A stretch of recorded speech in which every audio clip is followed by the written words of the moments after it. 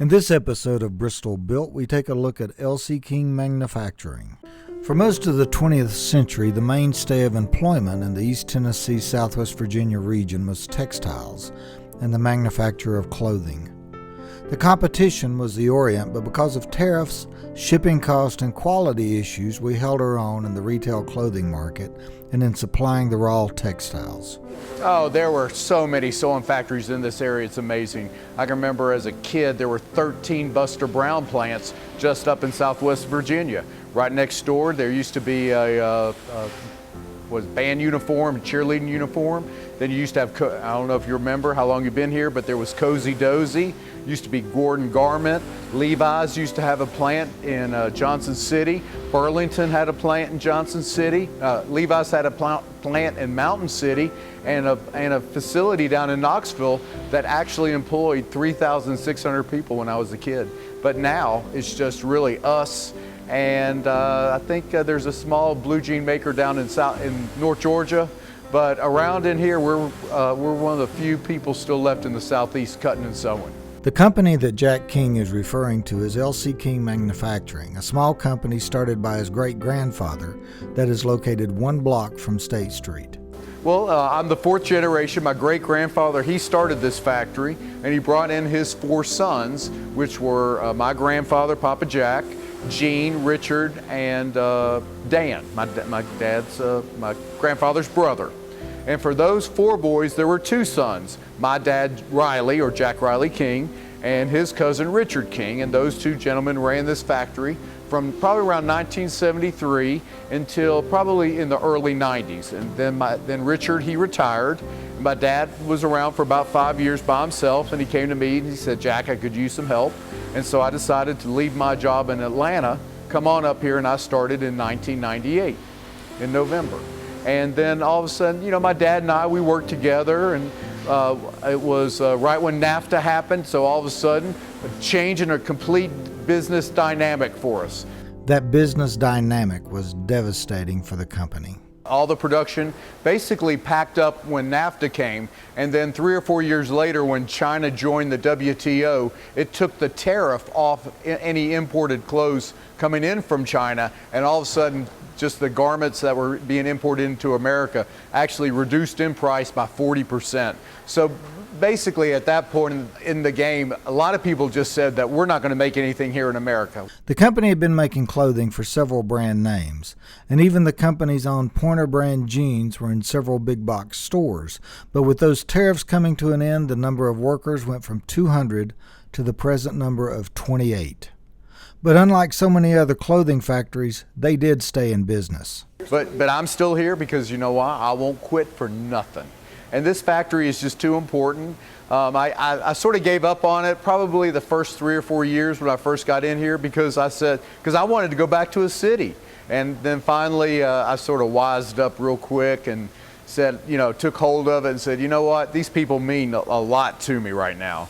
And I'm not going to do anything to detriment their way of life. Or, you know, I got a lady here, she's been here 40 years. Her sister's been here 30 some. I got several employees that have been here over 30 years. That's spending your whole life in one factory. And when you meet these individuals and you sit and have lunch with them and just, you know, just hang out with them and stuff, you know, they become your friends and you want to work harder to make sure that they have a place to go and have a nice life and make a great product because they enjoy making it. They really do. That's the key. But, you know, this is a great place to live, and I'm glad I made the decision to come back home. That decision is beginning to pay off. There's nothing that says America more than a pair of blue jeans. And while the older generation seems to gravitate to stores with the lower prices, these youngsters, or young hipsters is what they're known as, they're actually gravitating back to authentic Americana, which is the overall, the carpenter jean. You know, they're looking for something that's comfortable to move around in, and that is the perfect item for us, is because we make them probably the most comfortable jean you'll ever put on your body. Younger people going after a specific clothing style is the definition of fashion. Could Bristol, the birthplace of country music, also be a center of fashion? The idea is not as crazy as you may think. On August 14th of this year, the New York Times published a story in their fashion and style section called "A Tennessee Clothing Factory Keeps Up the Old Ways." The story was about L.C. King Manufacturing. Yeah, we were really excited. We had the fashion editor named Kathy Horn come and see us, and she actually drove down for 2 days from New York City, and she walked in here and probably had never seen a sewing factory quite like this place, which is quite unusual. We're one of the last sewing factories in America. We are America's oldest cut and sew factory, still owned by the founding family here in the United States. And so Kathy came down. She spent 2 complete days. Actually, she didn't leave till 5:30 the second day. So that means she actually spent the night in Bristol that night and then drove back on home to New York. And from New York, then she left to go to Paris for all the fancy fashion shows and the couture shows. If you actually Google her image, you'll see her standing next to Karl Lagerfeld. You'll see her, she typically writes about Chanel, and these are really high-end labels in America or around the world. And also she writes a lot about a designer that we work with, Anya Watanabe, out of Japan. And that really was the hook for her to come down and see us, was to profile what we're making for Watanabe and the fashion house Comme des Garçons, which is really based out of Japan. High fashion usually means high quality. But if you're buying your jeans from a big box store, those jeans are not made in the United States. If you're like most of the consumers, you may notice those jeans don't last very long. The stores are beginning to take notice. Well, what happened was they heard from their customer. The quality that's coming out of China is not that good. The product that you get made in China, typically a lot of times when it comes into the States, has to be reworked. And then all of a sudden the shipping charges started eating everybody up. And then what happened was the Chinese labor market started demanding higher wages. And so then all of a sudden within the last year, we've seen a lot of domestic production come back to the United States, which has really helped us out. Jack King's great-grandfather wasn't making overalls for the fashion world. He was making jeans for farmers and people who worked for a living. Those jeans had to last. That kind of quality is hard to find nowadays. It seems if you get a few months wear out of a pair of jeans, you're lucky. They're actually, what's happening is on all the different stress points is where they're actually pulling and ripping.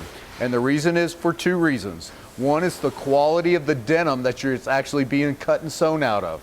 And the other thing is the quality of the craftsmanship and the sewing. And so those are 2 things that we focus on here at the factory at L.C. King, is that making sure that we have the best kind of denim that you can for workwear, because men and women wearing our clothes are moving around all day long. They're bending over, they're picking stuff up, sometimes they're getting grease on themselves, they're up against machinery, or they're in the field. And so one of the things we had to do is we had to make sure we had a really great durable denim. And we have one that comes out of Lubbock, Texas. Now the second thing is the sewing that goes into making that jean. And we want to make sure that all the stress points are actually put together correctly. A stress point is where you have a natural pull to the garment. And so we have double reinforced tacks at those points. And typically our stuff just won't unravel. And I remember getting a phone call from a man recently that he complained that the price had gone up $5. And during this conversation, he was telling me that he had a pair on that he'd been wearing for 30 years. And I said, well, if they're going to last you 30 years, I think they're worth a little bit more. L.C. King is making clothing for a Japanese fashion brand, but they also have some fashion concepts of their own. I have found this individual who used to work with a brand called Nudie Jeans, N-U-D-I-E, and this guy is out of London, and so he's been here several times. We're actually planning a trip in 2 weeks all through the Carolinas, going over to Cone Denim, and we've developed a business model for a new high-end fashion brand jean that we can compete in the world, and we're going to have shirts, and just a bunch of different kind of components, all going to be cut and sewn in this factory. But this gentleman has come to me. He's got a pattern maker, he's got a creative consultant, and he's going to really just sort of, I guess the best word to say it is, fashion us up. And also we're going to start sewing what's called a premium line, premium denim. We'll be sewing what's called selvage, which is a unique kind of denim. That's the way the denim's actually woven. It's also, it's not wide cloth. The cloth when it comes off the roller narrow. And so I'm pretty excited about it. This man has a proven track record. He's got a great formula for us. We've beaten this business plan up and down. And so I have full confidence that we're going to be able to pull it off, and we'll be launching next spring, so a year and a half from now. With this new brand that we're coming out with called LC King, we've actually trademarked that around the world. We've actually bought the domain name lcking.com and have now started to create a brand called LC King, which by this time next year, everybody will want to be wearing, because it is going to be one of the few jeans that comes out of the actual factory that sells the brand. A lot of brands come out of a lot of different factories, but very few brands come out of the factory that it actually is named for. Traditionally, LC King has been a wholesaler, but with the internet, a retail portal has opened up, and Bristol will be getting the first LC King clothing store, and fittingly, it's in a familiar place.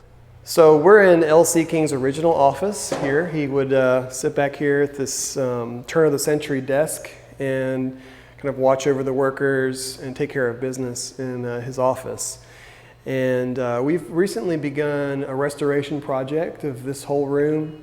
It's going to be a retail location. It'll be open in time for Rhythm and Roots. And basically we're going to have jackets, jeans, and things that you can actually try on here. We have a changing room. And we really hope to introduce a lot of people to the product. This all seems like a lot to do with only 28 employees. I'm going up to 50 by the end of March coming up, so within 8 months. I expect to have 50, and then by then we'll be rocking with this new brand, and we'll just be bringing more people on as we need them. And so I'm pretty excited. The labor skill force still exists in this area. I know that. And so all I have to do is just convince them to come and work for me. I'm a great boss to work for. We have a great benefit package. One of our benefits is the first thing you do when you clock in on Monday, Wednesday, and Thursday is you go work out at the gym downstairs. We have a trainer that trains our employees, and it's been two benefits for us. One thing is I have a healthier employee base, and two, it just basically builds a camaraderie of all the employees. They're actually physically participating in a team type atmosphere 3 days a week. They get along with each other much better, and we actually enjoy each other's company now more so than we did before the gym. So we're pretty excited about having the gym downstairs. If you haven't figured it out, there's a lot of pride in that building at the corner of Shelby and 7th. There's the pride in the owner of what his family has created, but there's also the pride in the employees of what they do. I was talking to Vicki. She said she was at a store the other day, saw somebody wearing our blue jeans. She walked right up to him and she goes, "You know, I put the back pockets on that pair of jeans." And she goes, "And Linda, she put the label on that jean, and that jean was just made right down the road from you. I just wanted you to know that."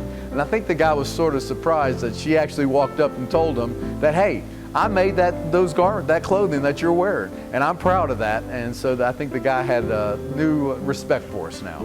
Made in the USA. Maybe it's coming back, and I couldn't think of a better place for it to start than Bristol, Tennessee.